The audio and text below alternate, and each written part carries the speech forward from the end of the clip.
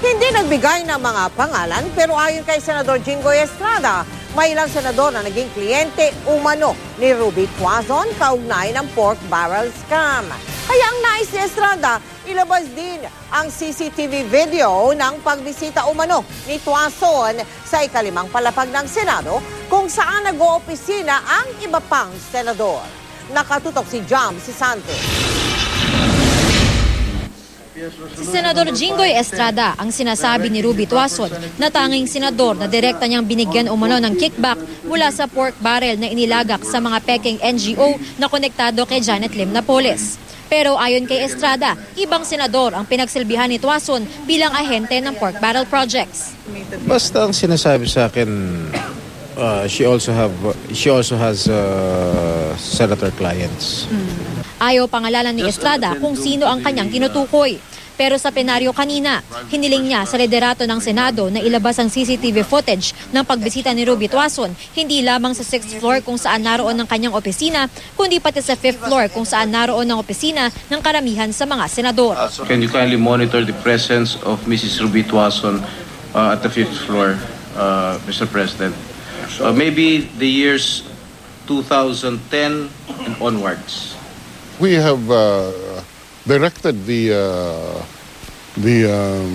Sergeant at Arms to make available whatever CCTV footage there is. Wala kaming tinatago dyan.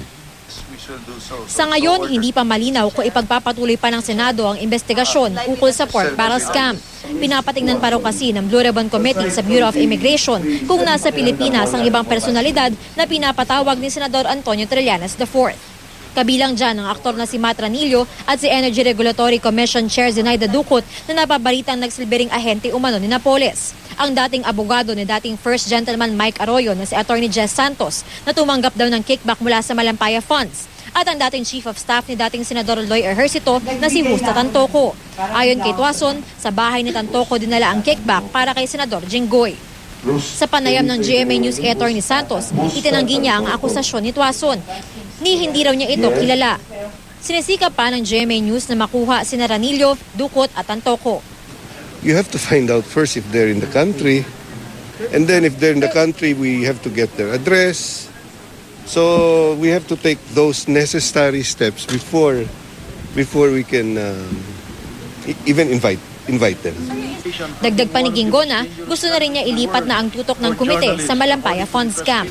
I will leave it up to the chairman, but the motion was already made, so we will see dun sa next hearing kung relevant pa rin yung mga testimonies nila in light of the shift to the shift of focus to the Malampaya funds.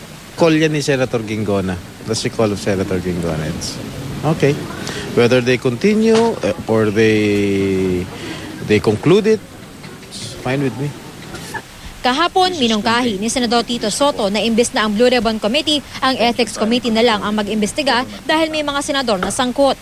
Pero wala pang chairman ng Ethics Committee hanggang ngayon. Maghahanap na raw ng chairman para sa Ethics Committee pero wala raw ito sa prioridad nila. Jam Sisante, Nakatutok, 24 Oras.